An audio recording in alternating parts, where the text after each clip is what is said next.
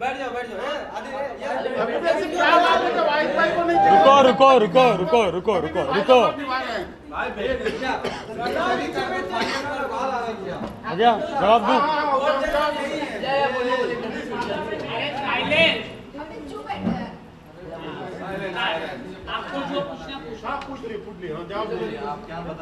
अभी ये मत बोलो आदिल की टीम आदिल की गैंग, ये कोई टीम और गैंग नहीं है। न्याय के लिए लड़ना गैंग नहीं बोला जाता, ये गैंग नहीं है। इनके साथ जो हुआ है ये आई है, मेरे साथ जो हुआ मैं आया हूँ, इनके साथ जो हुआ ये आई है। यहाँ कोई सपोर्ट के लिए नहीं आया है, पीछे भी है। हाँ ये सपोर्ट के लिए आए हैं क्या? ये सपोर्ट के लिए आए हैं क्या? इंटरेस्ट में पैसे लेके इंटरेस्ट बन रहे हैं। 25 लाख रुपए का अवार्ड, लाखों रुपए, मेरे लाखों रुपए। तो ये मत बोलो गैंग है टीम है। हमारे साथ जो हुआ है हमें मालूम है, तो वो आके बोलती है ये वो टीम। भाई लोनर होगी, लोनर के काम तुमने किए हैं क्या? तुमने दोस्त बनाए क्या? तुमने हस्बैंड ठीक से बनाए क्या? तुमने फैमिली ठीक से रखी? तुमने कुछ नहीं किया ठीक से, भाई भी नहीं रखा। हाँ भाई, हर गली गली में उनके भाई हैं, गली गली में। एक भाई तो ये पीछे है। चलो thank you so much, thank you. हाँ, आपका सवाल था कि एक सेकंड इनका सवाल ये है कि वाहिद भाई सुनो सुनो ये बोला जब थक जाएंगे वो भी आ जाएंगे। वाहिद भाई क्या हमारे साथ जुड़ेंगे या नहीं, ये सवाल वाहिद भाई ही बताएंगे। जिस दिन उनको ठगा जाएगा, हाँ नहीं ठगेंगे। मास्टर आदमी है। ये बात तो है वाहिद भाई बहुत स्मार्ट है। वो खुद को सुरक्षित रखेंगे और राखी को मौका नहीं देंगे कि वो उनको ठगे। और जेन्युइनली कोई ठगा है तो हमारे पास आ जाइए, हम पूरे ग्रुप बना के लड़ेंगे। और मेरा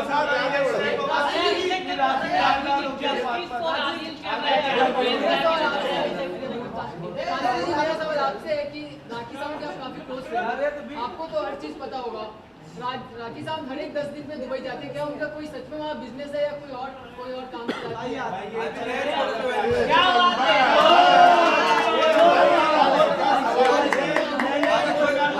बोलू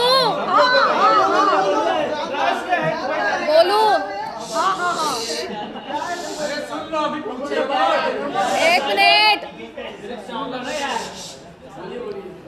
मुझे भी पहले यही बोला था कि उनके होटल है, उनके क्लब है, उनकी एकेडमी है। जब मैं यहाँ से वहाँ जाती हूँ तब मुझे पता चलता है कि उनके पास झंडू बाम भी नहीं है उधर। ठीक है, वो टिकटॉक लगा के बैठती है और दिन भर उसके ऊपर पता नहीं क्या, वो double tap guys double tap और डिजिटल सब कुछ चल रहा होता है। यही करने जाती है, बाकी उनके पास कुछ नहीं है। डांस एकेडमी कोई खोला था क्या? ये बात एक्सक्यूज मी सर मुझसे पूछो, कोई नहीं आता उसमें। पैसे किसने लगाए उसको पूछो। जो एकेडमी खोली थी मैंने इधर मुंबई में, क्या क्या हुआ है मुझसे पूछो। और दुबई में जो उन्होंने लोगों को ठगाए ना, देविका वो लोग आ रहे हैं, बहुत जल्द आ रहे हैं, एक हफ्ते में आ रहे हैं। फिर बिठाएंगे, फिर उसके बारे में प्रॉपरली बात करेंगे। मैं खाली बोल देता हूँ कि अपन यहाँ पर क्यों मौजूद है, फिर उसके बाद में से स्टार्ट। ठीक है बैठ के बोलो भाई, ऐसा नहीं हो रहा फ्रेम कट रहा है, तुम्हारा फेस नहीं आ रहा। बैठ के बोलो, इंट्रोडक्शन दियो। हाय गाइस,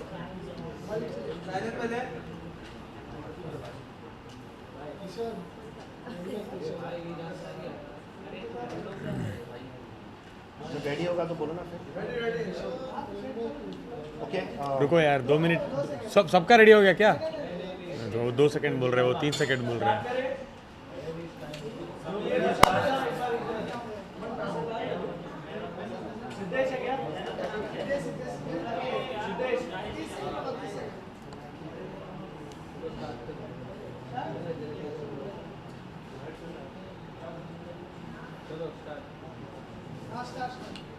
ओके गाइस, आज हम यहाँ पर सब लोग जो जमा हुए हैं उसके पीछे कुछ मुद्दे 2-3 दिन से जो चल रहे थे उसके क्लैरिफिकेशन के लिए हम यहाँ पर आए हैं, और क्या क्या चीज़ हो रही है उस पर हमारा क्या एक्शन हो रहा है शर्लिन जी की तरफ से, आदिल जी की तरफ से। तो वो सारी चीज़ों के मुद्दे पे हम यहाँ पर बात करना चाहेंगे। हमारा एक स्पेशल रिक्वेस्ट है कि ऑफ द ट्रैक हमको जाना नहीं है कि किसने क्या किया है, किसने क्या नहीं किया है। मुद्दे को लेकर लीगल टर्म पे आपको जो भी बात करना है, यहाँ पर एडवोकेट सोहेल जी हैं, यहाँ पर मैं हूँ, एडवोकेट नीरज गुप्ता जी हैं, सब हैं। दूसरी चीज़ हमको क्लियर ये करना है कि ये शर्लिन की टीम, ये आदिल की टीम, वो चीज़ अभी हट गई है। अभी शर्लिन और राखी की जो लीगल टीम है वो फैल्कन लीगल भी है, नीरज गुप्ता जी भी है, और सॉरी आदिल की जो है टीम है वो, और शर्लिन जी की जो टीम है वो अभी एक है, और एक ही साथ में आगे की जो भी कार्रवाई है वो हम साथ में मिलकर डिस्कस करके उसको एक प्रॉपर लीगल तरीके से करेंगे। आज का जो टॉपिक ऑफ डिस्कशन है तो एक ये है कि राखी ने एलिगेशंस लगाया है तीनों के ऊपर कि उनका मोबाइल हैक हुआ था, जिसकी वजह से उनका इंस्टाग्राम अकाउंट बंद हुआ था। जो भी हुआ था उसके हिसाब से हमने क्या कार्रवाई करा है वो आपको हम बताएंगे लीगल तरीके से। सेकंड, राखी का एक इंटरव्यू है जो उन्होंने सिद्धार्थ कनन को दिया है, उसके ऊपर हमारी क्या कार्रवाई होगी और वो वीडियो को लेकर क्या चीज़ें हैं वो हम आपके सामने रखेंगे।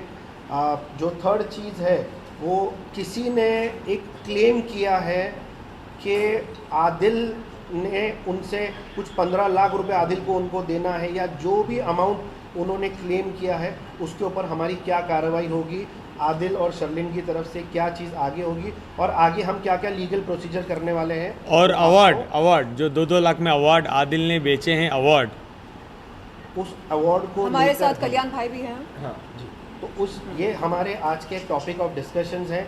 इसको लेकर आपके पास जो भी सवाल होंगे आप बोलिए। आपको लीगल टीम से जवाब चाहिए, आपको उनसे मिलेगा, आपको शर्लिन जी से, आपको आदिल से, जिससे भी आपको जवाब चाहिए वो आपको मिलेगा। तो यहाँ से हम शुरू करते हैं।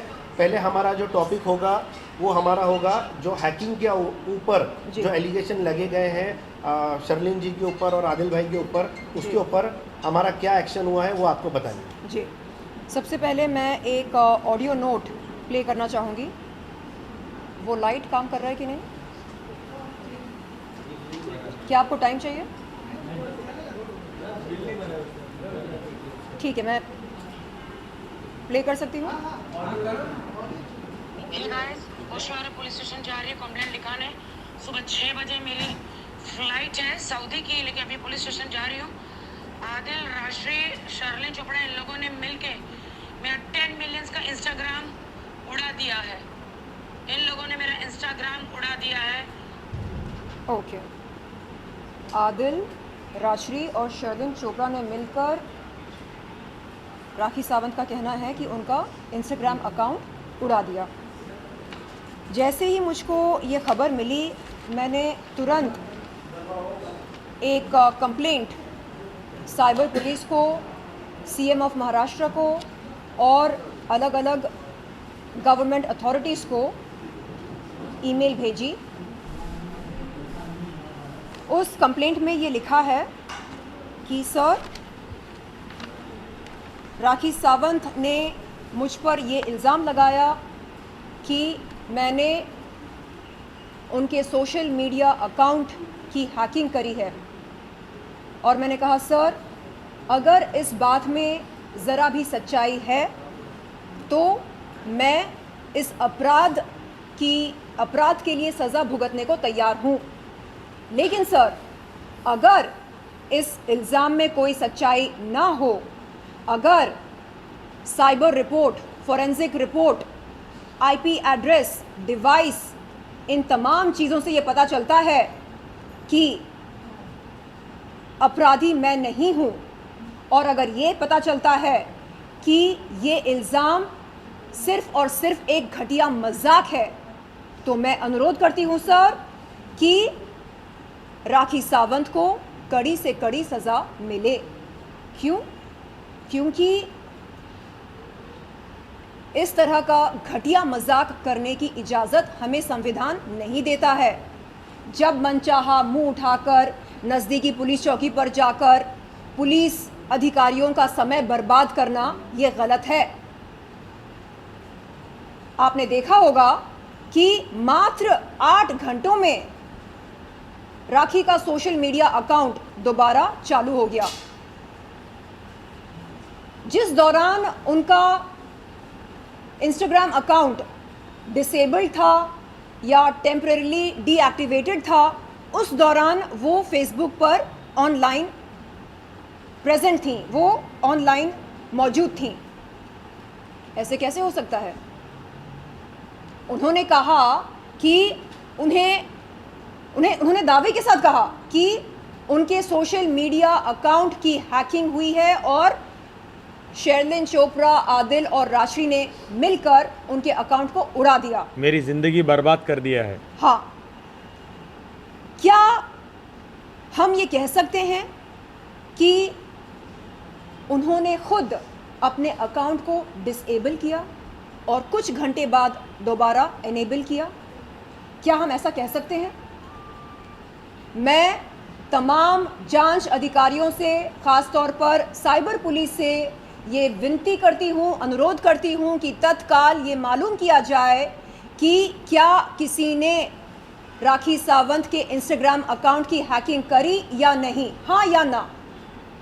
साइबर पुलिस के लिए ये मालूम करना कोई बहुत बड़ी बात नहीं है, मुश्किल काम नहीं है। क्योंकि नेक्स्ट टाइम से लाइफ में कोई झूठे कंप्लेंट्स ना करे, झूठे एलिगेशंस ना करे और कानून को मिसयूज ना करे। कानून के पास बहुत काम है। सच में रेप हो रहे हैं, सच में मर्डर हो रहे हैं, सच में बहुत कुछ हो रहे हैं, उनका मिसयूज ना करें। मीडिया को लेके जाके उसको इतना बड़ा ना बना दो कि आदिल ने इंस्टाग्राम हैक किया है, आदिल ने वो किया, आदिल ने ये किया, शर्लिन ने ये किया, राशि ने ये किया। मजाक है क्या? क्या वो मजाक है हमारी ज़िंदगी के साथ? 8.5 घंटे में उनका इंस्टाग्राम वापस आ जाता है और वो रील्स पोस्ट कर रही है। और उस ठीक है, नो प्रॉब्लम। हाँ, फेसबुक में थी, तो नो प्रॉब्लम। एक काम करें, एटलीस्ट राखी क्या आके माफ़ी मांगती है, मेरा इंस्टाग्राम वापस आ गया, आप तीनों मुझे माफ़ कर दो, आप पे मैंने एलिगेशन लगाए नहीं। यहाँ पर लिखा है मैंने, आदिल भाई एक सेकेंड, मैंने लिखा है, I kindly request you to locate and analyse every IP address, mobile device, laptop, IP addresses, device information, ISP details, location history of login and logout, or any system that may have been involved in the alleged hacking incident. It is my sincere hope that an authentic forensic report will be generated, providing concrete evidence to aid in the identification of the perpetrator. तो जब मन चाहा राखी सावंत, आप हम पर आरोप नहीं लगा सकते, और आरोप लगाने के बाद कम से कम अपने किए पर शर्मिंदा महसूस करके माफ़ी तो मांगो। वही सेम पुलिस स्टेशन में जाके बोलो कि अकाउंट मिल गया, इन तीनों की गलती नहीं थी, तो वो बोल देते हैं ये चोर है। तो उसका मतलब क्या है? आज उनका इंस्टाग्राम कैसे आ गया, कैसे मिल गया? कोई पूछता है? नहीं पूछता। हम पूछेंगे, बिल्कुल हम पूछेंगे। साइबर पुलिस से हमारा अनुरोध है कि प्लीज हमें आप बताएं कि क्या सच में राखी सावंत के इंस्टाग्राम अकाउंट की हैकिंग हुई या नहीं। अगर हुई है तो हैकर के डिटेल्स बताइए। जब आपने बोला कि उन्होंने ये बोला है कि आदिल भाई के पास उनका पासवर्ड था, आप सब लोग इंस्टाग्राम यूज़ करते हो, इंस्टाग्राम में जब भी आपका अकाउंट कोई भी डिवाइस लॉगिन होता है, आपको ईमेल पर और मोबाइल पर 2 फैक्टर वेरिफिकेशन आता है। जब तक आप उसका कोड नहीं डालोगे, आपका अकाउंट कोई ऑपरेट कर नहीं सकता है। स्पेशली वेरीफाइड पेजेस में ऐसे ही होता है। नॉर्मल अकाउंट में वेरीफाइड जो बोलते हैं ना 10 मिलियन ब्लू टिक, इसमें ऐसे ही होता है। कोई भी उसको आयरा गहरा आके हैक नहीं कर सकता है। और ये सेम एलिगेशंस राखी ने एक बार रितेश पे लगाया था, क्या आपको याद है? रितेश मेरा पासवर्ड दे दो। दीपक कलाल पे लगाया था कि मेरा पासवर्ड दे दो। Same script, same story Adil पे भी लगाती है, शर्लिन जी पे भी लगाती है, राशि पे भी लगाते हैं। तो आप महिला हो, आप कुछ भी हो, आप जो भी हो, यही आप करते रहोगे क्या? कंप्लेंट वो ये। सबसे पहले मैंने आप पे 12 आरोप लगाए थे फर्स्ट डे कॉन्फ्रेंस में, उसका जवाब दो। जब जवाब की बात आती है बोलते हैं आप कोर्ट जाओ। तो आप तो नहीं गए कोर्ट, आप तो आके करते हो मीडिया ट्रायल।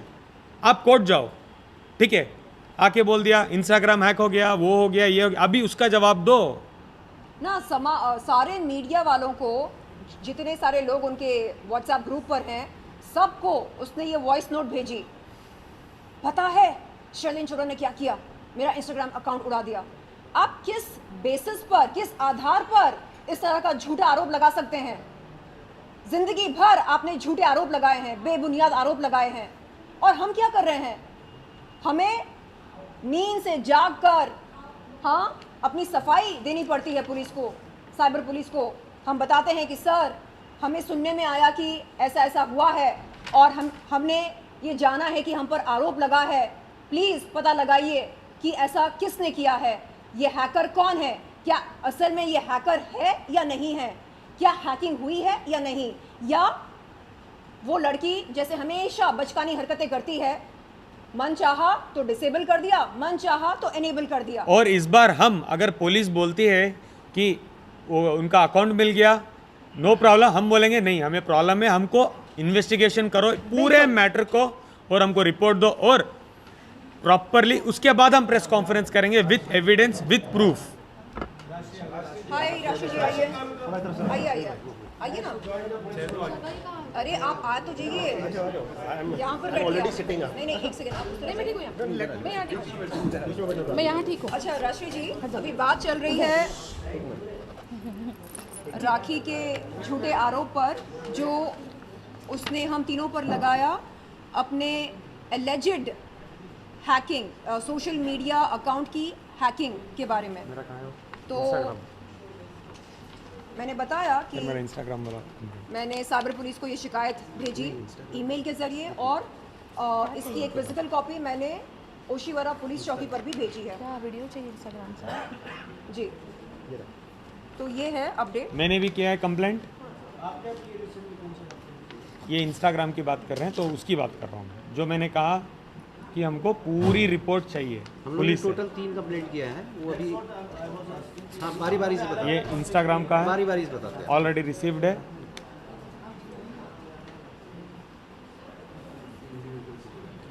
हमने इंस्टाग्राम की कंप्लेंट में IP address, ISP details, login, log out, जितनी भी डिटेल्स होती है, और हमने इस कंप्लेंट के साथ साथ ये भी बोला है कि अगर हम गुनहगार हैं तो we are ready to face any action taken by police. और यही लेटर लेके हमारी पूरी टीम, इसमें नीरज गुप्ता जी हैं, आदिल भाई हैं, शर्लिन जी हैं, हम सब जाके साइबर हेड को मिलने वाले हैं कि हर बार झूठ बोलकर, हर बार आदिल भाई को बदनाम करने के लिए या उनके ऊपर फॉल्स एलिगेशंस का जो सिस्टम है अभी वो बंद होगा। अभी हम हर चीज़ की सफाई मीडिया के सामने और ऑफिशियली लेटर के ज़रिए लीगली देंगे। और इसमें ज़्यादा कुछ वो नहीं, एक छोटी सी चीज़ है, फॉरेंसिक रिपोर्ट होती है, जिसने भी लॉगिन किया है, जहाँ से भी आईएसपी आईपी जो होता है, उसने अगर लॉगिन कर दिया है अंदर, तो फॉरेंसिक साइबर एक्सपर्ट्स के पास फॉरेंसिक एक्सपर्ट होते हैं, उन्होंने सिर्फ लॉगिन डिटेल्स देना है कि किसने लॉगिन किया है, और पूरा चीज़ सब सच सामने आ जाए आपके। ओके, इस पर कोई सवाल है? हैकिंग को लेकर आप लोगों का कोई सवाल है या कोई क्वेश्चन है जो आपको आदिल भाई को या राजश्री को या शर्लिन को पूछे? मैंने तो कल ही क्लियर किया था कि सब कुछ राखी ने किया हुआ है, 24 घंटे के अंदर अकाउंट वापस आ जाएगा, और वही हुआ। 8 घंटों के अंदर 8 घंटे, 8.5 घंटे, 8:30, केवल 8.5 और घंटे। उस दौरान वो फेसबुक पर मौजूद थी। देखिए, हमें तो ये, मुझे तो ये भी नहीं पता है कि उसका अकाउंट कितने बजे वापस आया है। मैं जानती थी सब कुछ राखी ने किया हुआ है। मैंने आपको 4 बार बताया, बिल्कुल ऑलरेडी कंप्लेंट्स हुए थे रितेश पे, मैंने आपको ये भी बताया दीपक कलाल पे, मैंने ये भी बताया आदिल पे। राखी और किसी पब्लिक टाइम वेस्ट करना और पुलिस स्टेशन में जा जाकर टाइम वेस्ट करना, इसके ऊपर आप लोगों ने कोई फाइल किया है? मैं आपको एक्सप्लेन करता हूँ। अभी क्या है, राखी जी को और कोई काम है नहीं सिवाय फॉल्स और बेसलेस एलिगेशन करने के, डिफेमेटरी, डेरोगेटरी रिमार्क करने के। इन तीनों के अगेंस्ट में उन्होंने क्या क्या कहा है पब्लिक डोमेन में है, उसको बोलने की ज़रूरत नहीं है। अभी कुछ दिन पहले एक बंदा पीयर होता है रील, अपनी रील के थ्रू, जिसमें वो क्लेम करता है कि उसका एक फ्रेंड, वो नहीं, उसके एक फ्रेंड ने आदिल दुरानी को 15 लाख रुपए दिए थे, और वो 15 लाख रुपए आदिल दुरानी खा गया।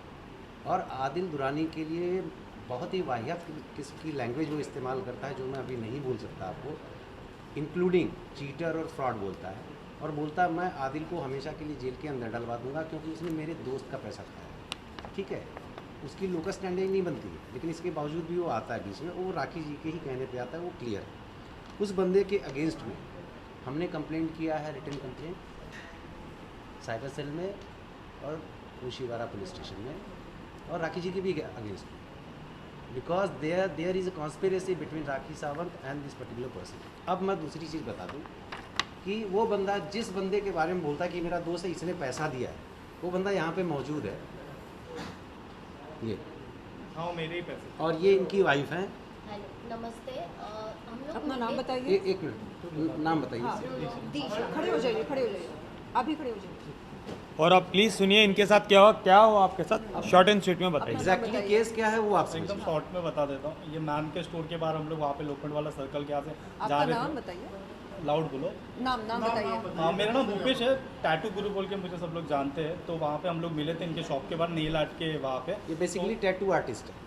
टैटू आर्टिस्ट आपने ही फोटो करा के दिया था वहाँ पे आपके शॉप के बाहर। तो मेरे को बोले कि टैटू रिमूव करना है, फिर उसके बाद में घर पे मिले, फिर वहाँ पे आदिल सर से मुलाकात हुई। तो व्यूज़ वगैरह अच्छा आया था 10 मिलियन का। तो बोला क्या करते, फिर आदिल सर की ऑडी में बैठ के वहाँ पे लेके गए। तो मेरे लिए सब नया एक्सपीरियंस था।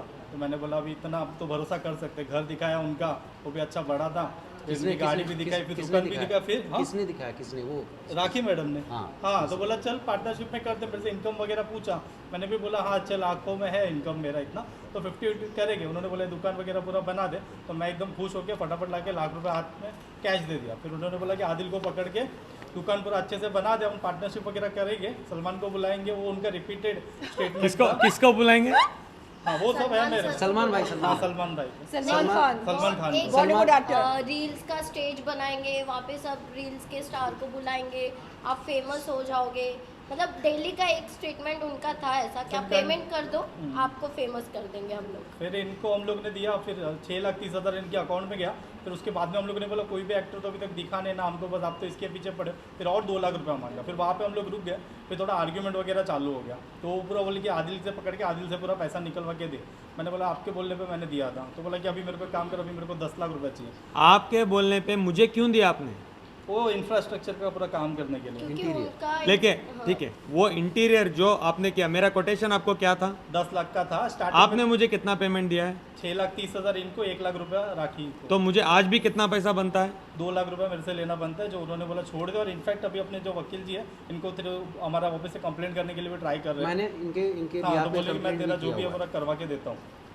अम्बोली पुलिस स्टेशन में इस बंदे के बिहाफ में राखी जी के अगेंस्ट में रिटन कंप्लेंट लॉन्च हुई है, जिसमें सारे फैक्ट्स डिटेल में दिए हुए हैं कि कैसे टैक्टफुली राखी सावंत अपने टूटे फूटे घर को रिनोवेट कराने के लिए इस गरीब आदमी को पकड़ती हैं और बोलती है काम करो, एक टैटू पार्लर हम लोग खोलेंगे पार्टनरशिप में, तुम इंटीरियर का खर्चा बेयर करो, घर हमारा है, वहाँ पे टैटू पार्लर खोलेंगे, मैं सेलिब्रिटी हूँ तो सलमान भाई को और फलाना भाई को उनको बड़े बड़े सेलिब्रिटीज़ को तुम्हारे पार्लर में लेके आएंगे प्रमोशन के लिए, तो और भी अपने यहाँ ग्राहक आएंगे, तो उससे जो फ़ायदा होगा वो हम लोग शेयर कर लेंगे। फिर जब शॉप में पैसा देना, इस गरीब आदमी को समझ में आया, राखी ने टैक्टफुली मैनर में किया क्या, उसने बोला कि मुझे पैसा मत दो, उसने बोला आदिल इंटीरियर का काम करता है, आदिल तुम्हें कोटेशन दे देगा, तुम आदिल को पैसे दो। अपने हाथ में पर्पजली उसने पैसा नहीं लिया। आदिल ने ₹10,00,000 का कोटेशन दिया, जिसके अगेंस्ट में ₹7.5 लाख इस बंदे ने दिया। ₹2.5 लाख अभी भी आदिल को लेना बनता है, क्योंकि आदिल ने अपना पार्ट ऑफ वर्क जो था इंटीरियर का पूरा कंप्लीट कर दिया था। एक बार पूरा इंटीरियर रेडी हो जाता है, कंप्लीट हो जाता है, फिर ये बंदा बोलता है कि मैडम आप शुरू करें काम, पार्टनरशिप डीड वगैरह करते हैं और काम शुरू करते हैं। ये बंदे को इसके सामान के साथ में उठा के बाहर फेंक दिया गया। और 1 लाख का सामान मेरा वो भी था। फिर उसके बाद में मेरे को एक पुलिस से धमकी भी दिलाई कि मैंने उसको जान से मारने की धमकी दिया। फिर मैं बोला कि अभी सामान भी लेने जाऊँगा, तो फिर वो बोलेगी फिर मैंने ऐसा किया वैसा किया। तो मैं बोला कि सामान जाने देता हूँ, फिर बाद में पुलिस के थ्रू जाते हैं, कैसा है क्या है करते हैं।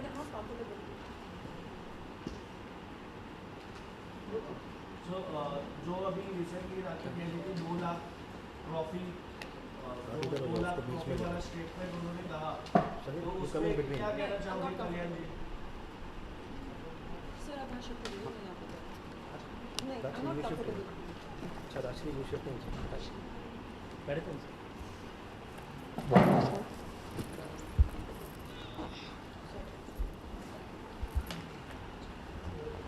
हाँ जी पूछिए। आदिल, जब से आपने पहली प्रेस कॉन्फ्रेंस ली है, एक एपिसोड सा चल पड़ा है प्रेस कॉन्फ्रेंस का, कब तक चलेगा या थमेगा भी? क्योंकि हर दिन कोई ना कोई राशि तो आरोप लगाई ही, इनका काम ही है इस तरह। तो आप लोग कब तक का सर्वाइव करोगे? जब तक राखी झूठे आरोप लगाते रहेंगे, हम बाहर आके प्रूफ करते ही रहेंगे विथ प्रूफ विथ विटनेसेस। और एक बात इन्होंने ठीक से नहीं कहा, उसके बाद बताओ तुम्हारे 50 रुपए जो ठगे वहां तक बताओ। लॉन्ड्री का भी था पैसा उनका बाकी था, तो बोले अभी मेरे भाई है जो वो बरोबर से चेंज रह गया। नहीं, प्रॉपरली बोलो, फिर तुम मुझे मत बोलो भाई मुझे ये बोलना था वो बोलना था, क्योंकि आरोप मेरे पे लगा है। पूरा एकदम क्लियर, पूरा सामने मेरे से अभी पैसा निकाल सकते हैं, मेरे लेवल के हिसाब से भी निकाल लिया उन्होंने 7-8 लाख रुपया, तो अभी इनसे तो अच्छा खासा ही निकाला रहेगा। मेरा तो पूरा मतलब झूठ पूरा लॉस ही हुआ है। जब पहली प्रेस कॉन्फ्रेंस राखी ने ली इस इंसिडेंट के बाद, तो मैंने फाल्गुनी जी से पूछा क्या आप जवाब देंगे, और उन्होंने कहा था कि आपको अरेस्ट किया जाएगा क्योंकि आपको अलाउड नहीं है प्रेस कॉन्फ्रेंस देना है। इसमें क्या है बात है, इसमें थोड़ी रोशनी डालेंगे? क्या आधे प्रेस कॉन्फ्रेंस ले नहीं सकते? फाल्गुनी जी का ऐसा कहना था कि वो भी अरेस्ट हो जाएंगे। इस पर सर आपके क्या रिएक्शन थे?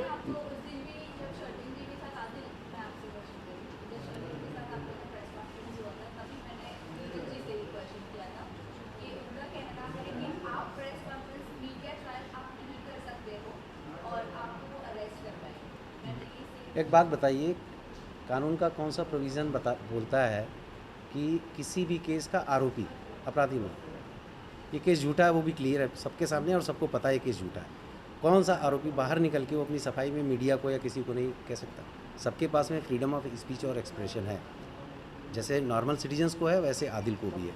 दूसरी बात, आदिल ने जिस कंडीशन पे बेल ग्रांट हुई थी, आदिल ने उस कोई किसी भी कंडीशन को वायलेट नहीं किया और सबको कंप्लायंस कर रहा है, ठीक है। बाहर निकलने के बाद जो सब्सिक्वेंट इंसिडेंट्स हो रहे हैं, जो हमारे ऊपर हमले हो रहे हैं, एटलीस्ट हम लोग अपना डिफेंस तो करेंगे ना। हम अटैक करें नहीं करें, डिफेंस तो करेंगे ना। और डिफेंस हम प्रॉपर वे में कर रहे हैं, लीगल वे में कर रहे हैं, सारे डॉक्यूमेंट्स हम आपको दिखा रहे हैं, पुलिस अथॉरिटीज़ को मिल रहे हैं, तो इसमें गलत क्या है? मैं तो खुद उनसे पूछना चाहूँगा कि भाई आप हमें बता दीजिए कि कौन से कानून के प्रोविज़न में आदिल को आप अरेस्ट करवाएंगे। और एक चीज़ और है, हम लोग सारी चीज़ें as per provisions of law कर रहे हैं, दैट टू ऑन पेपर। मैंने सेट करके रखा था अच्छे से। तो आइए ना, कम मुझे सेंटर में बैठना है। आ जाओ आ जाओ।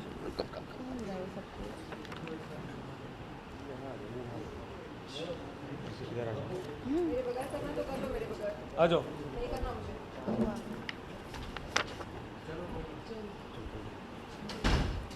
चलो, पहली प्रेस कॉन्फ्रेंस के बाद ऐसे लगा था कि राखी सावंत का चैप्टर आपने पूरी तरह से क्लोज कर दिया है, उसको एक्सपोज कर दिया है, लेकिन उसके बाद ऐसा लगता है कि आप उनके ऊपर कितना भी आरोप लगाओ तो पूरी तरह से तैयार होकर इस तरह अपने आपको दर्शाती है कि उन्होंने कुछ नहीं किया, बहुत ही ईमानदार और बहुत ही स्ट्रगल करने वाली लड़की है, एक्ट्रेस है, आप उनके ऊपर केवल अत्याचार करें।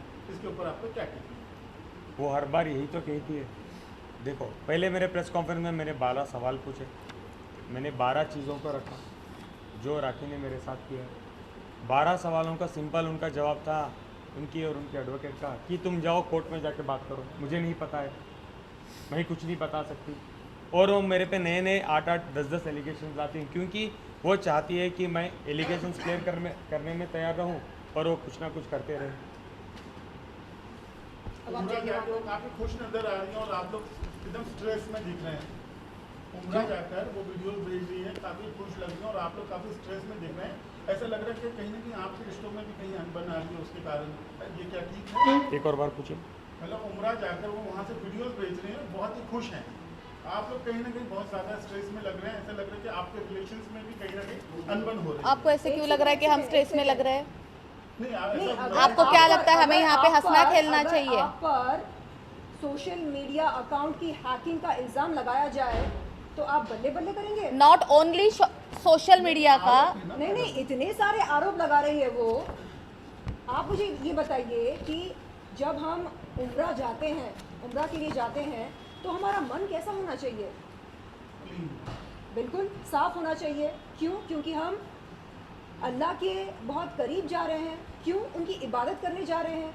ऐसे में आप झूठे इल्ज़ाम लगाकर जा रहे हैं, फलाना ने, इसने मेरा सोशल मीडिया अकाउंट हैक किया, इसने ऐसा किया, उसने वैसा किया, इन दोनों के बीच में अफेयर है, इसने इससे पैसे लिए। क्या है ये? मतलब जब आप मुंह खोलते हैं झूठ टपकता है। और यूजुअली क्या होता है, जो उम्रा जाने से पहले हम सब क्या करते हैं, गैदर होते हैं, माफ़ी भी मांग के जाते हैं कि हम लोग उम्रा जा रहे हैं, कोई गलती हुई तो माफ़ कर दो, हम आके दोबारा मिलेंगे, हमको ब्लेस करो, ये होते हैं चीज़ें। तो वो तो जाते जाते बोल रही है 6:30 बजे मेरी फ़्लाइट है, आदिल राष्ट्रीय शर्ली ने मेरा अकाउंट हैक कर दिया, वो हैक कर दिया, ये हैक कर दिया, उन दोनों का कमिटमेंट्स है, रिलेशनशिप है, ये होता है क्या? और कोई गैर मुसलमान उम्रा के लिए नहीं जा सकता है, ये हम सब जानते हैं, है कि नहीं?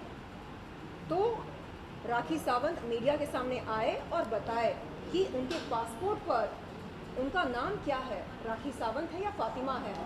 और सऊदी अरेबिया की कॉन्सुलेट से मैं ये अनुरोध करती हूँ, गुजारिश करती हूँ कि वो हमें बताएं कि क्या राखी सावंत के डॉक्यूमेंट्स पर उनका नाम राखी सावंत है या फातिमा है।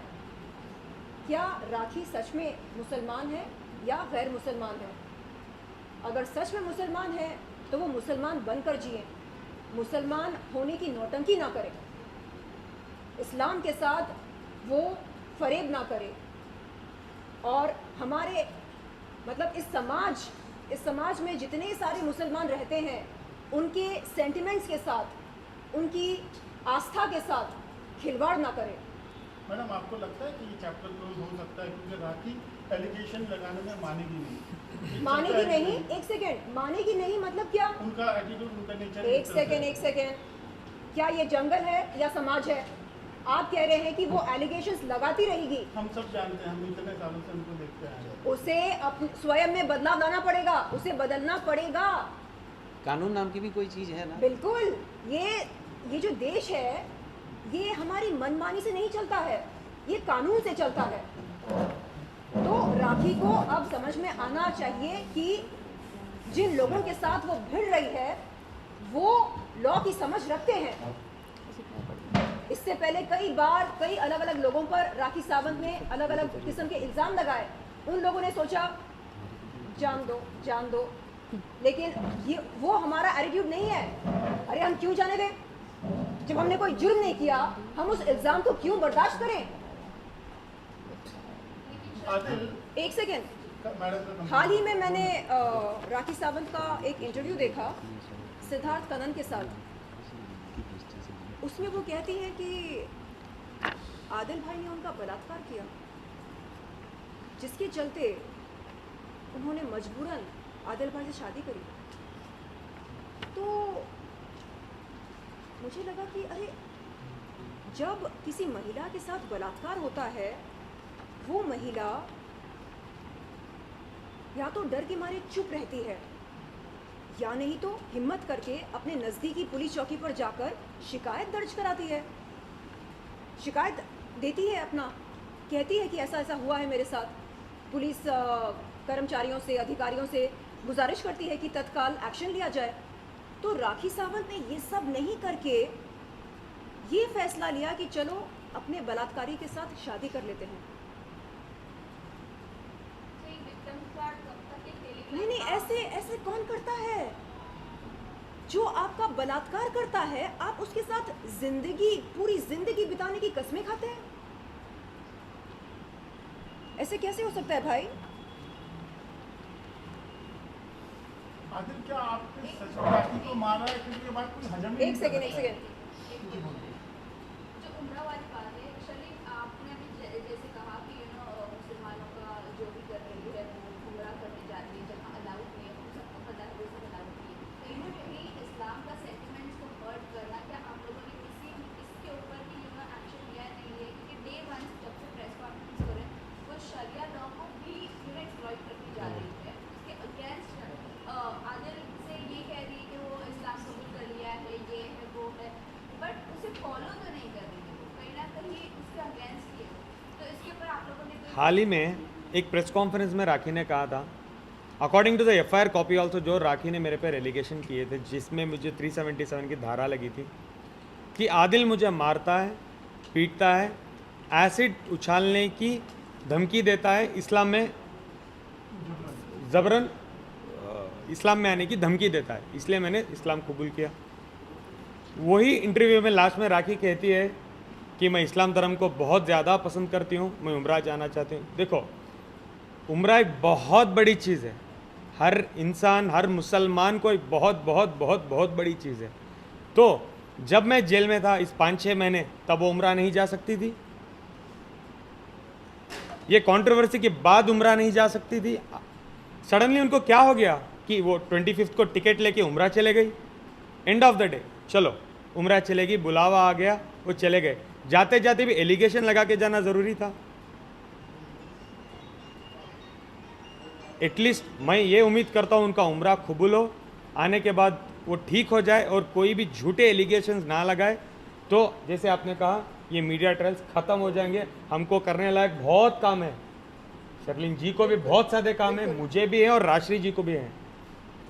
हम करने वाले काम करेंगे। हमको ये जवाब देने, सवाल लेने में, हर्ट होने में, पैसे खर्च करने में, स्टेशन घूमने में, आने में, आप लोगों को बुलाने में कोई इंटरेस्ट नहीं है, कोई इंटरेस्ट नहीं है। मेरा तो कितना बिजनेस लॉस हो रहा है, मेरा तो कितना बिजनेस सफ़र कर रहा है बिकॉज ऑफ राखी। आज मैं अपना पूरा काम धंधा छोड़ के यहाँ पे बैठी हूँ। जैसे कि आप कह रहे हैं कि आप हम आपको क्या लग रहे, दुखी लग रहे, क्या लग रहे थे, स्ट्रेस में लग रहे। अगर इंसान पे हम इतने सारे लोगों पे आप ये देखिए, इतने सारे लोग हैं राखी के मारे हुए, तो क्या चाहते हैं आप हमसे?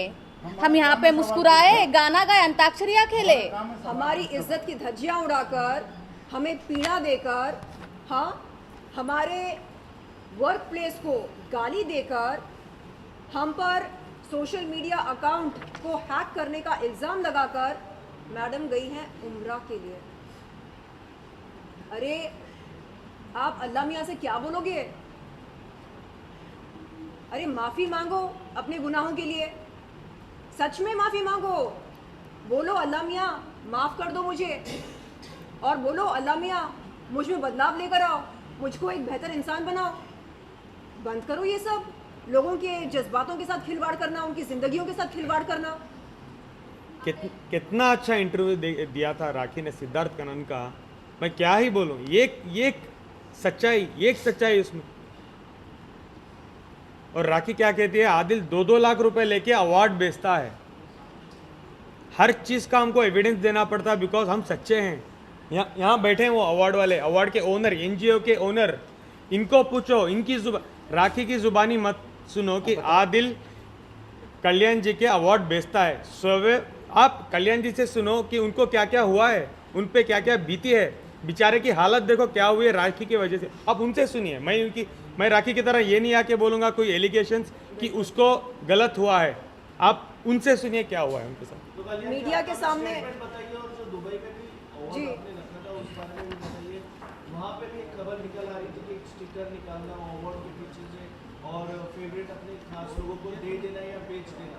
और उसने बोला मीडिया के सामने कि उसने शर्लिन चोपड़ा को लेके गया था। दादा साहेब फाल्के। सबसे पहले नमस्कार मीडिया को, मेरा नाम कल्याण जी जाना, दादा साहेब फाल्के मैं चलाता हूँ। सबसे पहला एनजीओ चलाता हूँ, मैं टैक्स भरता हूँ। इसके बाद जो दुबई में जब मेरा शो हुआ उस टाइम पे मेरा बहुत दिक्कत हुआ, बहुत दिक्कत हुआ। और दिक्कत के बाद मेरा रात को मेरा शो शुरू हुआ। इसके मैं खड़ा है, बहुत दिक्कत हुआ।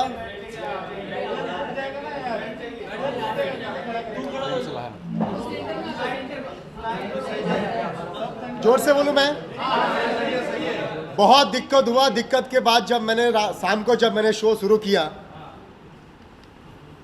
राखी सावंत आते हैं और उसके बाद फटाफट सबका नाम बोलता है, ये नाम दो, ये नाम दो, इसको अवार्ड दो, इसको अवार्ड दो। मेरी वाइफ भी पीछे थे। मैं कुछ काम के लिए बाहर गया, ये भाई स्टिकर निकाल के सबको दे रहा है जो मेरा लिस्ट में नाम नहीं है, लिस्ट में नाम नहीं है, स्टिकर निकाला सबको दे रहा है अवार्ड। मेरे कौन है ये? तो स्टिकर सब नीचे पड़ा हुआ था। मैं तो बोले भाई 2 लाख रुपया जो है ना ये नहीं लिया है, कम से कम 25 अवार्ड, 20 से 25 अवार्ड जो मेरा कम पड़ा ना। मैंने पिछले कल बोला था मैंने मीडिया को, जो मुझे पता नहीं कितना पैसा है, लेकिन जब मीडिया में गया ना रात मुझे सबका आ रहा है, भाई मेरा ही पैसा लिया है, मेरा ही पैसा लिया है। वो सब नाम देगा मैं, वो नाम देगा मैं। कम से कम 20 से 25 लाख रुपया मैं बोलता राखी लिया है, कमाया है।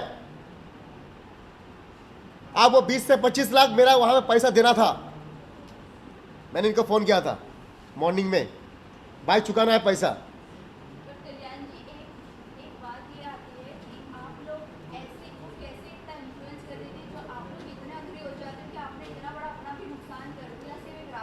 नुकसान नहीं मैडम, नुकसान नहीं।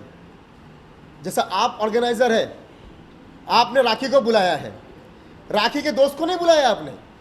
अभी वो दोस्त को दे रहा है, लिस्ट में मेरा नाम नहीं है, हड़कंप वहाँ पे ये मचा हुआ है क्योंकि दिन भर मेरा शो शुरू नहीं हुआ था, शाम को हुआ, मुझे तो शो खत्म करना था, वो टेंशन में था मैं। उस टेंशन में इसने अपना हाथ धो लिया, आपने अपने लोगों को भाई बुला बुला के सबको दे दिया। 25 वो ट्रॉफी तो मेरा कम पड़ गया।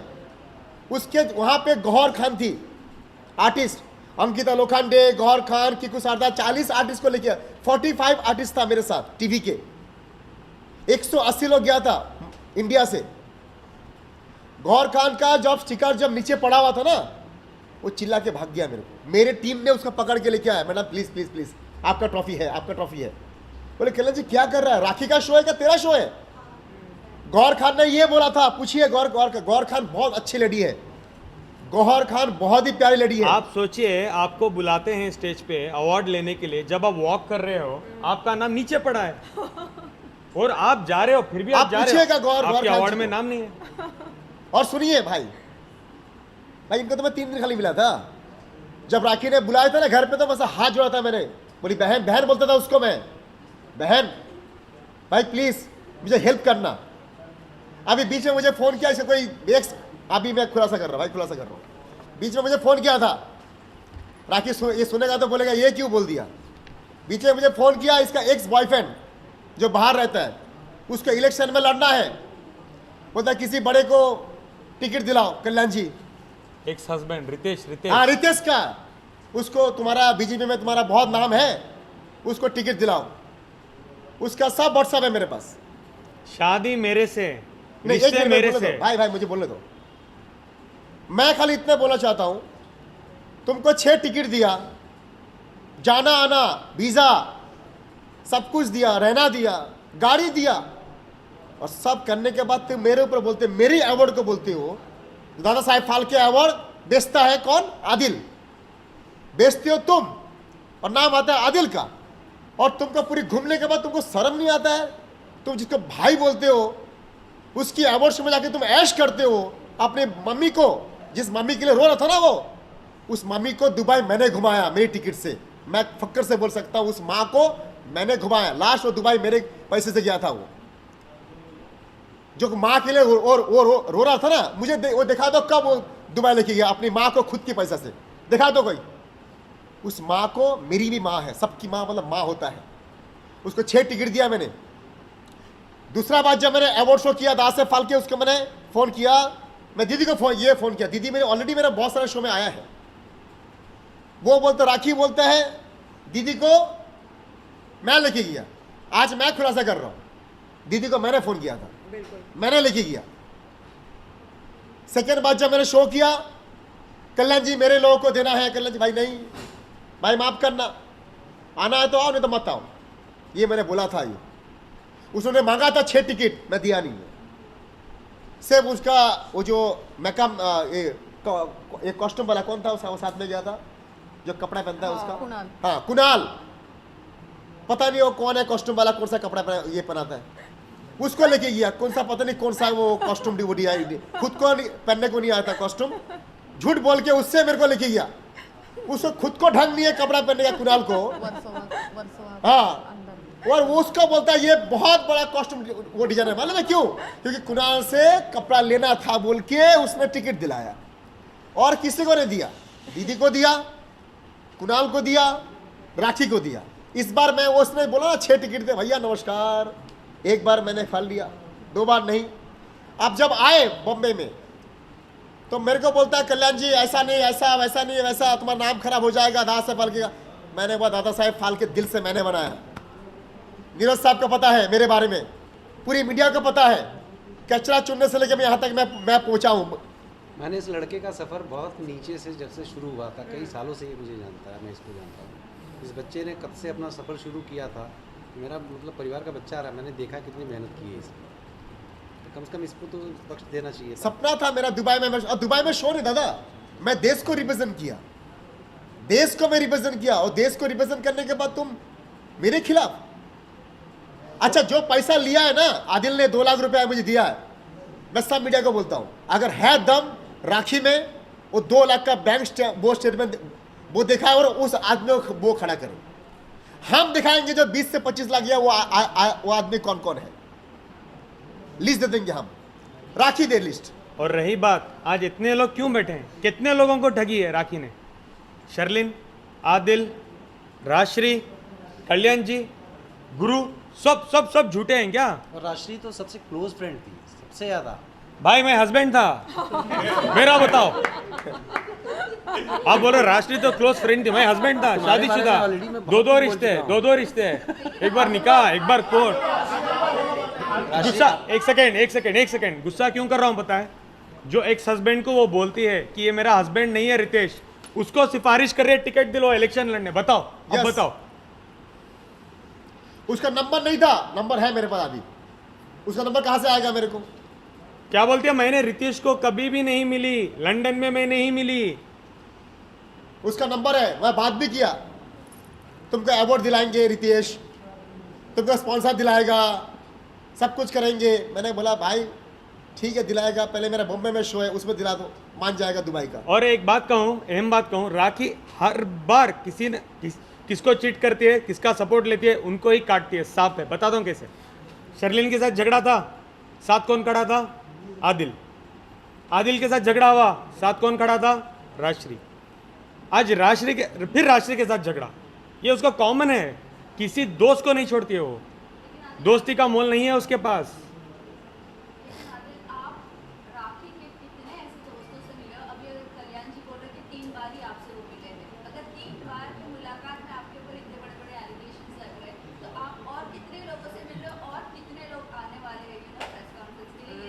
एक 15-20 दिन दो, हमको ये चाहिए प्रॉपर, हम एक काम करेंगे, एमपी थिएटर लेंगे, फिर आप सबको बुलाएंगे। हर गली गली में जो बोल रहे हैं भाई तुम कैसे हो, मुझे ठग दिया, मुझे किया, मेरे से लूट लिया, 1 लाख लूट लिया, 10,000 लूट लिया, 50 रुपए लूट लिए, 25 लाख लूट लिए, 30 लाख लूट लिए, करोड़ों रुपए लूट लिए। आदिल सर क्या कहना चाहेंगे, राखी ने प्रेस कॉन्फ्रेंस में कहा है कि कहीं बाहर जाते थे आदिल तो मेरे कार्ड से जो पेमेंट होता था उनके पास पैसे नहीं थे। कार से? हो गया कार्ड से, सॉरी कार्ड बोल रहे हैं कि ये हो गया। अच्छा एक सेकेंड राखी, एक सेकेंड, मेरा एक सवाल है राशि जी से। हाल ही में राखी ने सिद्धार्थ के साथ एक इंटरव्यू किया, उस इंटरव्यू में ये कहा कि दोस्त ना रहा, और कहा कि आपने उनका पति चुरा लिया और आप दोनों के बीच में कोई रिश्ता है। तो ये सुनकर मुझे बड़ा दुख हुआ और हंसी भी आई। ये मतलब हंसी इस बात के लिए आई कि ये बंदी जो है राखी सावंत, ये किसी भी हद तक, मतलब इसकी सोच किसी भी हद तक जा सकती है। सॉरी मैं इसका जवाब दूं, मैं स्टार्ट करूं। हर बार राखी क्या करती है, सबको पता है, पूरे वुमेन को उसको साइड में लेने के लिए एक सिंपल झूठ, मेरा पति धोखेबाज है, चीटर है।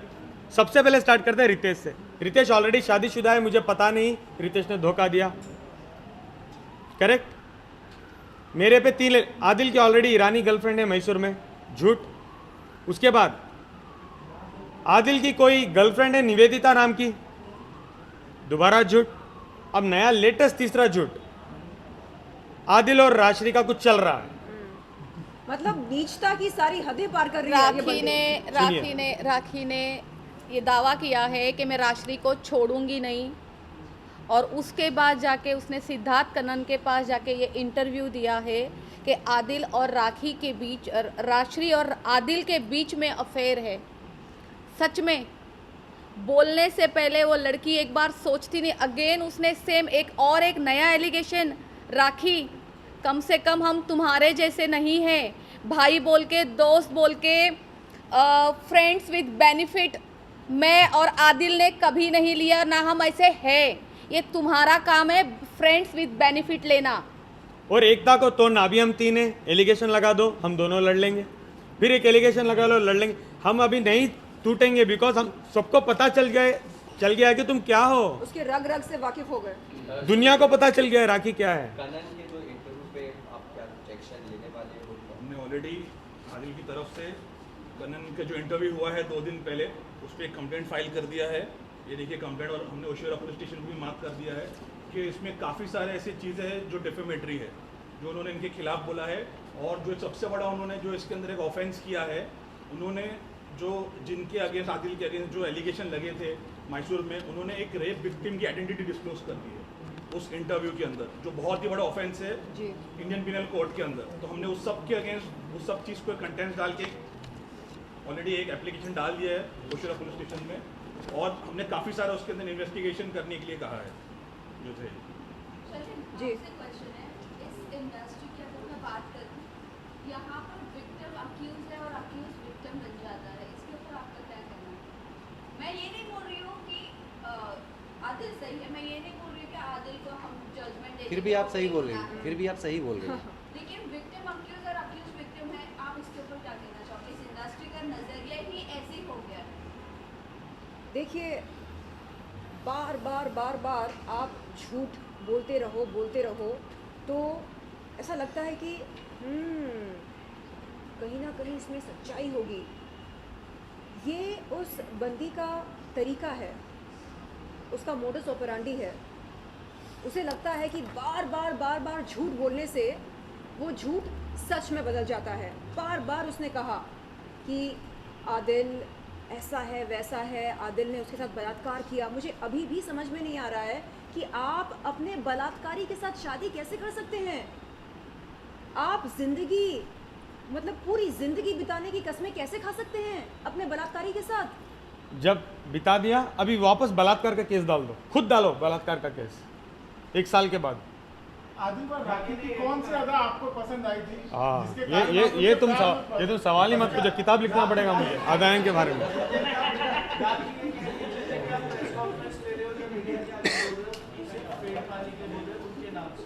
और वो क्या करती हैं? वो जब आती हैं मीडिया के सामने, हाँ, बोलती है कि मेरी क्लोन वो तो दूसरों के मेट्रो में घुस के पब्लिसिटी लेती है। बाबा, मुझे एक बात बताओ, क्या कभी मेरी लड़ाई राखी से थी? हाँ, मैं विरोध कर रही थी उन लोगों का जिन्होंने मेरा यौन शोषण किया।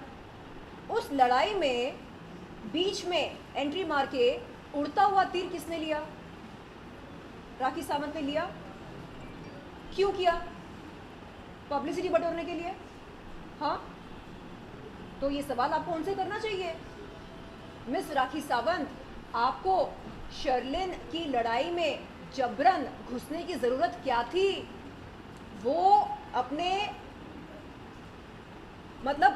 संवैधानिक हक के लिए लड़ रही थी। मेरा हक बनता है, इंसाफ की गुहार लगाना मेरा संवैधानिक हक है। नहीं, आप कंप्लेंट नहीं कर सकते मेरे भाइयों के खिलाफ। क्यों नहीं कर सकते? अगर आपके भाई निर्दोष हैं तो उन्हें कुछ नहीं होगा, आप बेफिक्र रहो। लेकिन नहीं, आप ऐसे नहीं कर सकते, आप वैसे नहीं कर सकते। लेकिन आप सबको ठग सकते हैं, आप अपने बलात्कारी के साथ शादी कर सकते हैं, आप अपनी सहेली को सौतन बना सकते हैं ये इल्ज़ाम लगाकर कि तूने मेरा पति चुराया। आप कुछ भी कर सकते हैं, लेकिन हम उफ तक नहीं कर सकते। ये दोहरे मापदंड क्यों? राष्ट्रीय आपसे जानना चाहूंगी, ऑलरेडी राखी फेमस है, बट अभी भी इतनी पब्लिसिटी की बुक क्यों है? आप लोग उनको ज़्यादा क्लोजली जानते हैं। ये एक डिसऑर्डर है, मेंटल डिसऑर्डर, मैं अटेंशन सीकिंग डिसऑर्डर। मैं इस बारे में बताना चाहूँगी। ये बात सच में सच है। मैं उसके साथ इतने दिनों से रही हूँ। खैर, मुझसे ज़्यादा तो आदिल रहे हैं। वो प्लानिंग करती है एवरीडे। वो मेरे स्टूडियो में बैठ के भी प्लानिंग करती थी कि अभी मैं जिम में जाने वाली हूँ, जिम के नीचे जाके क्या बोलूँगी, और ये क्या वो कुछ लैंड क्रूज़र हो, सब कुछ वॉटेवर क्या क्या हो रहा था, ये सब कुछ मेरे स्टूडियो में बैठ के वो करती थी। एंड देन उसके बाद वो जो टमाटर के झाड़ वाड़ उगाने जाती थी, जैसे राखी सावंत कहती है कि रेस्पेक्ट मी, मैं राखी सावंत हूँ, मैं एक ब्रांड हूँ, आप केवल एक टमाटर का झाड़ ही उगा सकती हो, और उसके अलावा अगर आप कुछ कर सकती हो तो लोगों के ऊपर एलिगेशंस कर सकती हो। आप कोई ब्रांड नहीं हो, आप सिर्फ रात को बैठ के जैसे मेरे साथ बैठ के ये बोलती थी कि अभी मैं क्या करूं।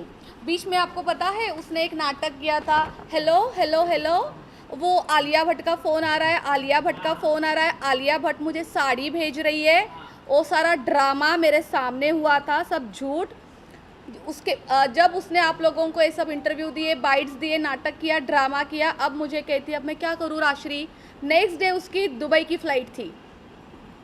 हम दोनों चार बंगला जाते हैं, वहाँ पे आप देखना चार बंगला मच्छी मार्केट के बाजू में साड़ी की दुकान है, वहाँ जाते हैं, वहाँ साड़ियाँ खरीदती है वो 3 से 4 साड़ी, और उसमें से एक ब्लू या ग्रीन कलर की साड़ी वो पहन के नेक्स्ट डे एयरपोर्ट जाती है और वो ये दिखाती है कि देखिए मुझे आलिया भट्ट ने साड़ी भेजी है। राखी सावंत का सिर्फ यही काम है, वो सब कुछ स्क्रिप्टेड करती है, बस वो लिखती नहीं है बट उसके दिमाग में ये सारी चीज़ें होती है। वो एक नंबर की ड्रामेबाज, झूठी, लोगों को बदनाम करना, एलिगेशंस लगाना, दोस्ती के रिश्तों पे भी उंगली उठाना। छी राखी सावंत, क्या ही बोलूँ मैं आपके लिए। आपका नाम राखी सावंत लेना भी आज के टाइम गंदा लगता है, आपको पुकारना भी बेकार लगता है कि आपका नाम भी कैसे ले। उनका ये भी कहना है आपका जो बिजनेस है नेल आर्ट, उसकी भी ब्रांडिंग आप राखी सावंत के नाम से ही कर रहे हो। जैसे अभी भी आप जो भी प्रेस कॉन्फ्रेंस या इंटरव्यू कर रहे हो, पीछे ब्रांडिंग लगा रहे हो नेल आर्ट। देखिए मैं आपको ये बात का जवाब देना चाहती हूँ। राखी सावंत का जो कहना है मुझे लेके कि मैं उसके नाम से पब्लिसिटी कर रही हूँ, ठीक है, और वो सवाल करती है मेरे ब्रांड पे, तो मैं आप सबको ये कहना चाहती हूँ, मेरे पास मेरे क्लाइंट बहुत बड़े बड़े सेलिब्रिटी है, मैं किसी का नाम नहीं लेना चाहती। आधी टीवी इंडस्ट्री मेरे पास आती है, आधा बॉलीवुड मेरे पास आता है, और उसके बाद जो ये म्यूज़िक इंडस्ट्री है और ये जो जितने बड़े बड़े हाई लेवल के सिंगर है वो सब मेरे क्लाइंट्स है। अगर मुझे किसी के साथ जाके पब्लिसिटी लेनी है तो मैं राखी सावंत को क्यों चुनूंगी? मेरे पास जब इतने अच्छे अच्छे ऑप्शंस है तो मैं किसी और को अपना दोस्त बनाऊंगी और उसके साथ जाके पब्लिसिटी लूँगी। राखी सावंत ने मुझे ट्रैप किया है, उसको मुझसे पूरा पैकेज चाहिए था। उसने जब देखा कि लड़की वेल है, इसके पास सब कुछ है, मैं इसको अच्छे से यूज़ कर सकती हूँ, मेरा नेल आर्ट स्टूडियो यूज़ करती है वो, राखी सावंत ने मुझे ट्रैप किया है। मुझे कोई ज़रूरत नहीं है राखी सावंत के पास जाके पब्लिसिटी लेने के लिए, और उसकी पब्लिसिटी मेरे हिस्से में क्या ही कर रही है, क्या काम आ रही है। आज मेरा नेल आर्ट स्टूडियो इतना ऊपर था, आज मैं नीचे आ चुकी हूँ, बदनाम हो रही हूँ, मुझ में इतने गंदे एलिगेशंस लग रहे हैं, मेरे बिजनेस पे असर हो रहा है। राखी सावंत ने बोला कि उसने मुझ पर 100 करोड़ का डिफेमेशन लगाया, मानहानि की है। राखी सावंत के ऊपर मैंने 200 करोड़ की है, क्योंकि मेरा बिजनेस, मेरी इज्जत राखी सावंत से ज़्यादा है। मैं बिजनेस करती हूँ, राखी सावंत बिजनेस नहीं करती है। उसने मेरे बिजनेस पे उंगली उठाई है, मेरे पेट पे लात मारी है, आए दिन वो मुझ पर एलिगेशंस लगाती है। कल बोलती है कि हम दोनों दोस्तों के अंदर कुछ है। तो राखी सावंत, तुम्हारा डैमेज और हमारा डैमेज नहीं है, इस वजह से मैंने तुम पर अब 200 करोड़ का मानहानि दावा किया है। राखी सावंत भी बिजनेस करती है, बिल्कुल ये वही है। राखी सावंत भी करती है बिजनेस, राखी सावंत भी करती है बिजनेस। शेंडी लगाना, चूना लगाना, फरेब करना, ठगना। सही बोला आपने, ठगना नहीं। आप ऐसे क्यों बोल रहे हैं कि शांत हो जाओ? नहीं, जो सच है वो सच है ना। बिजनेस वो भी करती है, लेकिन अलग बिजनेस है वो, चूना लगाना, शेंडी लगाना। और मैं गुजारिश करती हूँ कल्याण भाई से कि एक स्पेशल अवार्ड दिया जाए उसको आपके अगले अवार्ड फंक्शन में। Drama queen. क्या? नहीं। कौन woman of the era? Dada Saheb Phalke drama queen. Drama queen क्यों रहे इतना अच्छा हुआ? नहीं। कौन वुमन द बिगेस्ट ठक्का दे दो ना एटलीस्ट। ठग द बेस्ट ठग अवार्ड गोज टू बाल्टी अवार्ड।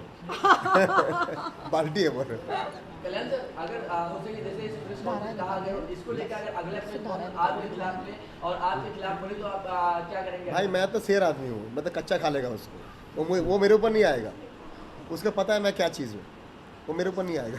मैं धाराएं बताना चाहूँगी कि मैं राखी सावंत के ऊपर अभी क्या केस करके आई हूँ, प्लीज़ राखी के अगेंस्ट में जोर से। राखी नहीं ये रिटन कंप्लेंट है, इसको रिटन कंप्लेंट बोलते हैं टेक्निकली। राखी सावंत के अगेंस्ट में इनकी तरफ से रिटन कंप्लेंट गई है पुलिस को अंडर सेक्शन 499, 500, 211, 504, 506, 509, 384 ऑफ IPC। इसका मतलब है मानहानि, चरित्र हनन, एक्सटॉर्ट करने की कोशिश, एक्सटॉर्शन करने की कोशिश, धमकी देना, ये सारी इसमें शामिल है। और इस पर हमने पुलिस को रिक्वेस्ट किया है कि इस पर जल्दी से जल्दी एक्शन लिया जाए, और अगर वो लोग नहीं लेते हैं एक्शन तो फिर हमको, जैसे आदिल का हमने बताया था कि हम लोग मेट्रोपॉलिटन मजिस्ट्रेट कोर्ट के सामने प्राइवेट कंप्लेंट फाइल करके 156(3) में FIR करने का ऑर्डर लेंगे, उसी तरह इस मैटर में भी हम लोग करने वाले हैं। अब कोई भी एलिगेशन अगर होगा उधर से, तो मैं उनको सिर्फ एक मैसेज देना चाहता हूं कि प्लीज़ ऑथेंटिक डॉक्यूमेंट्री एविडेंस के साथ में किसी के साथ या कोई भी एविडेंस जब तक ना मिले तब तक एलिगेशन मत करिए, अदरवाइज़ आपको इतने सारी लीगल कॉम्प्लिकेशन होने वाली है, लीगल कॉम्प्लिकेशन, कि आपका सारा टाइम पुलिस स्टेशन कोर्ट कचहरी में ही बीतेगा। वैसे भी आज के टाइम उसने पता है क्या बोला है कि राश्री के वजह से उसके हाथ से कुछ 4-5 मूवी निकल गई है और कौन सॉन्ग गए हैं उसके। ये राश्री के वजह से नहीं गया है, ये जो टमाटर के झाड़ उगाते हुए घूमती है ना, उन सब चक्रों में निकला है उसके हाथ से। ये जो झूठे एलिगेशंस लगाती है, जो स्क्रिप्ट बनाती है घर पे बैठ के, मुझे तो लगता ही नहीं, क्या ही बोलूँ। चलो ठीक है, अच्छी बात है, अगर उसको किसी ने काम दिया भी था, करो आप काम राखी सावंत, बहुत काम करो, इंसान को काम करना चाहिए, लेकिन आप टमाटर के झाड़ उगाती रहोगी तो काम कब करोगी। सर राखी ने ये भी कहा है कि आदिल, राशि और शर्लिन के टॉर्चर में सुसाइड भी कर सकती है आने वाले दिनों में। मैं कर दिया उसके लिए भाई, मैं करे सुसाइड ना, मेरा खराब किया था वो दास फालके का नाम। अगर मैं मर जाएगा ना तो राखी संभालेगा मेरा बच्चा को और मेरी वाइफ को, मैं करने वाला हूँ। अरे बाबा, मेरी इतनी बड़ी ब्रांड को उसने खराब कर दिया। आपके सवाल का सिर्फ एक सवाल है, उसका जवाब ही सवाल है। आपको लगता है कि राखी सावंत सुसाइड करेंगी? वो सबको मारेगी, वो तो दूसरे को सुसाइड करवा दे। सरेआम मीडिया के सामने एक महिला के आपत्तिजनक फोटोज और वीडियोस दिखाए, और वो महिला आज भी जिंदा है, आपके सामने बैठी है। हाँ, तो शर्म आनी चाहिए उसे। तो मेरे भी तो दिखा है वीडियो का बिजनेस तो है। वो भी एक ऑफेंस है। अगर कोई धमकी देता है सुसाइड करने का तो वो भी एक ऑफेंस हो जाता है। मुझे एक बात क्लियर करनी है। हाल ही में एडवोकेट फाल्गुनी ब्रह्मभट्ट ने, मेरे ख्याल से आप ही से कहा था कि शर्लिन चोपड़ा के साथ तो सेटलमेंट हो गई है, पता नहीं वो ये ड्रामे क्यों कर रही है। आपको बता दूं मैं कि सन एंड सैंड होटल में फरवरी के महीने में इस साल एक प्रेस कॉन्फ्रेंस रखी गई थी, जहां पर राजश्री जी, मैं, शैली, वाहिद भाई और राखी, हम सब मौजूद थे। उस प्रेस कॉन्फ्रेंस के दौरान वाहिद भाई ने तमाम मीडिया वालों के सामने मुझसे पूछा, शर्लिन चोपड़ा, क्या आप राखी सावंत और एडवोकेट फाल्गुनी ब्रह्मभट्ट के खिलाफ दर्ज कराए FIR को वापस लेना चाहेंगी? मैंने जवाब में क्या बोला? मैंने कहा कि मेरे काबिल वकील इसका जवाब कोर्ट में देंगे। उसके बाद कई बार इस तरह का सवाल मेरे सामने रखा गया, पूछा गया बार बार, क्या आप अपना FIR वापस लेंगी? मैंने यही बोला कि इस सवाल का जवाब मेरे काबिल वकील कोर्ट ऑफ लॉ में देंगे। एक दिन राजश्री जी के नेल आर्ट स्टूडियो पर राखी सावंत ने मेरे सामने एक कागज़ पेश किया। उस पर क्या लिखा था? यही FIR वापस लेने वाली बात। तो मैंने राखी से कहा कि मैं ऐसे कागज़ पर दस्तखत नहीं करूंगी। जब मैंने कहा उसको कि मेरा उसके साथ मैसूर जाना, उसके लिए इंसाफ की गुहार लगाना, वो एक अलग बात है, लेकिन अगर मैं अपने लिए स्टैंड नहीं लेती हूँ, अगर लोगों को इजाज़त देती हूँ कि वो मेरी इज्जत की धज्जियाँ उड़ाएं, इज्जत की नीलामी करें, तो फिर मेरा वजूद क्या रह जाएगा? मैं एक मजाक बनकर रह जाऊंगी समाज में। आज क्योंकि मैं खुद के लड़ रही हूँ, खुद के लिए एक मजबूत दमदार स्टैंड ले रही हूँ। लोग देख रहे हैं कि हाँ, ये लड़की जो है ये लड़ सकती है, अपने लिए लड़ सकती है। अगर मैं खुद के लिए ना लड़ूं, मैं क्या ही समाज सेवा करूंगी, कुछ नहीं कर पाऊंगी मैं। तो मैंने समझाया उसको कि देखो राखी, तुम्हारे लिए मैं मैसूर गई, तुम्हारे कहने पर, तुम्हारी जिद करने पर। वो आई थी यहाँ पर राजश्री जी के साथ, रोई थी मेरे सामने, बोला प्लीज़ बहन तू बहुत बहादुर है, तू अच्छा बोलती है, तू चल मेरे साथ। तो मैं गई, मैंने बोला ठीक है, अगर मेरे चलने से तुझे इंसाफ मिलेगा, तुझे लगता है कि तुझे मिलेगा इंसाफ, तो मैं चलने को तैयार हूँ। मुझे पसंद है पीड़ित महिलाओं की मदद करना, पीड़ित पुरुषों की मदद करना। मुझे पसंद है कि ज़रूरतमंद लोगों के लिए एक बुलंद आवाज़ बनना। तो मैंने उसको समझाया उस दिन, मैंने कहा कि प्लीज़ इन दो बातों को मिक्स मत करो। अगर मैं तुम्हारे लिए स्टैंड ले सकती हूँ तो क्या मैं खुद के लिए स्टैंड नहीं ले सकती?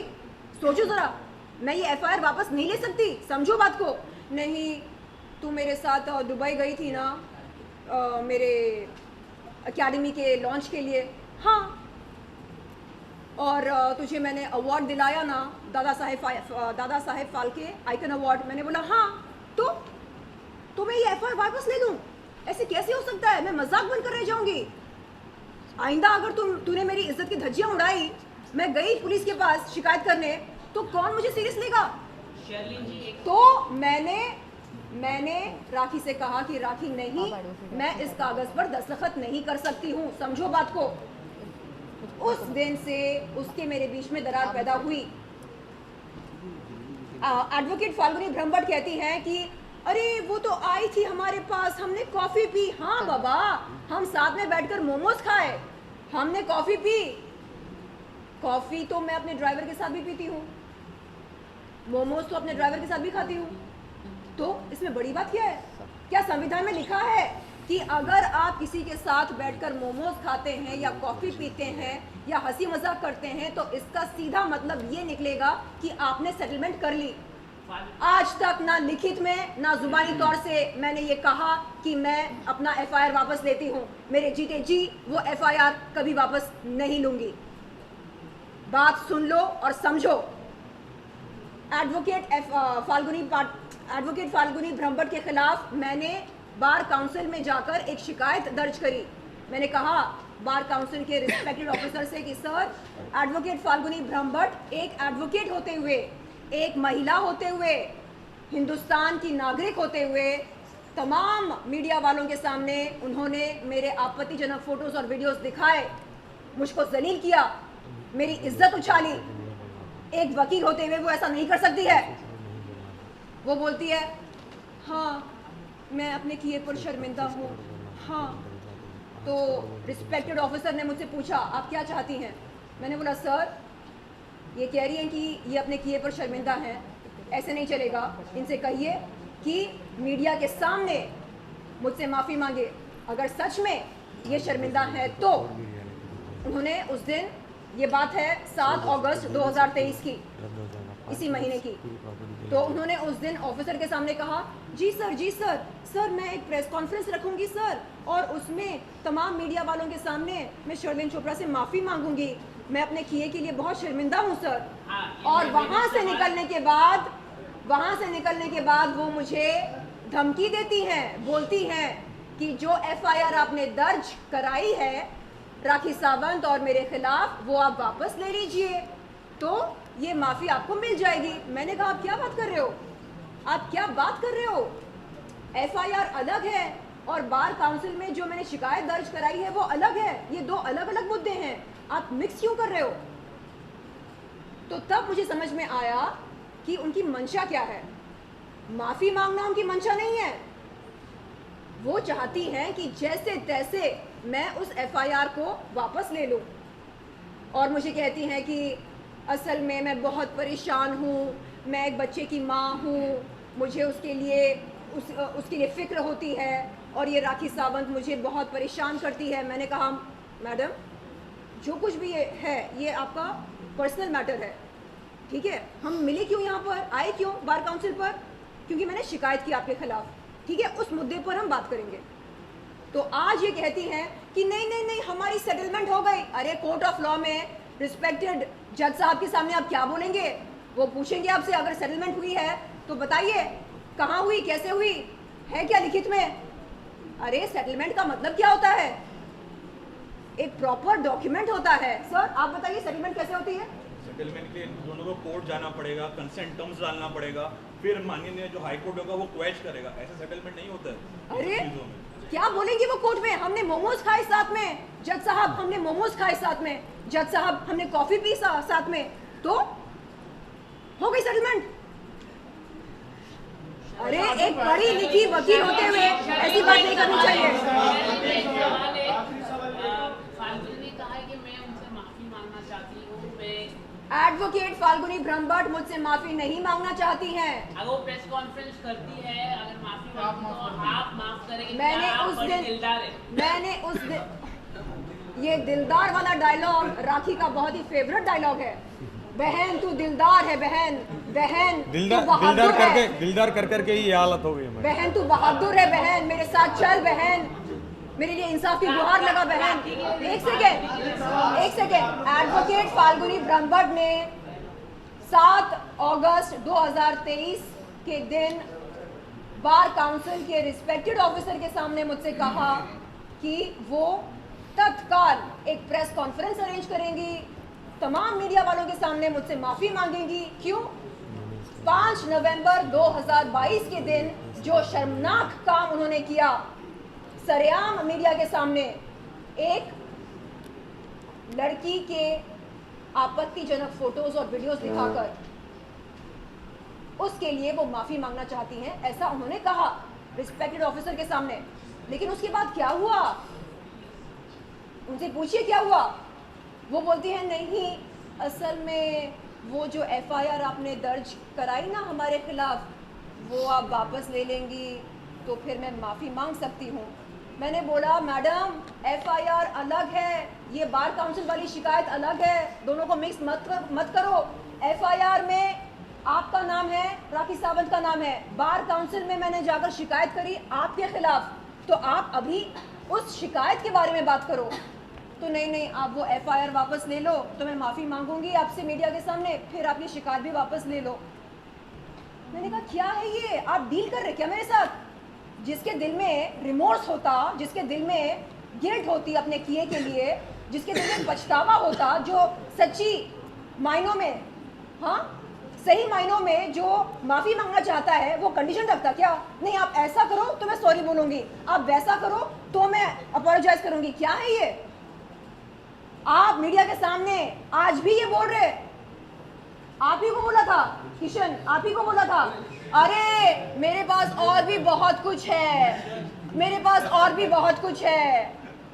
शर्लिन चोपड़ा को बोल दो कि अगर कोई शरीफ औरत, शरीफ महिला हाँ आ जाए, अगर कोई शरीफ महिला बात करना शुरू करे तो फिर सोच लो क्या होगा। अरे क्या शराफत का पाठ पढ़ा रहे।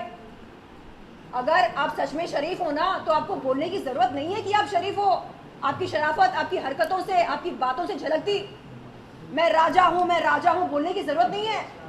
समझ में आता कि आप कौन है, तो समझ में आ गया है सबको कि आपकी असली मंशा क्या है। और आप क्या बोल रहे थे, अगर वो माफी मांगेगी तो मैं क्या करूं? ये सवाल मैं आप पर छोड़ती हूँ।